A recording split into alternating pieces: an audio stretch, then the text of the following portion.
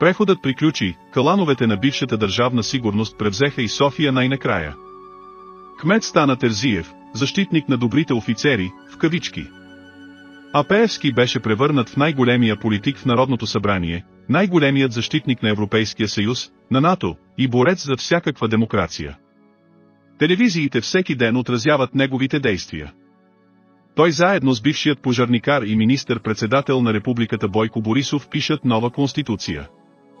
Подпомагани от десните демократи Кирил Петков, Христо Иванов и един файтон псевдодесни лидерчета. Бедна, бедна България!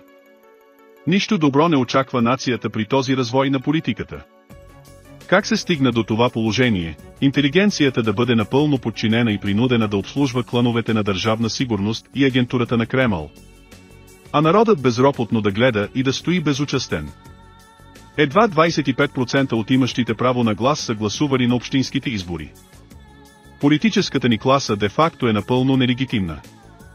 Болшинството от гражданите отказват да гласуват за нея. Но не виждат друг изход, освен да стоят пасивни, поне за сега. В дъното на българският преход стои телевизионното манипулиране на националната политика. Технологията за правене на политика в края на 20 век стана изцяло телевизионна. Който владее телевизиите може да манипулира общественото мнение и да получава желаните резултати на изборите. До момента тази технология действа безотказно. Телевизиите на олигархията не могат да бъдат спрени.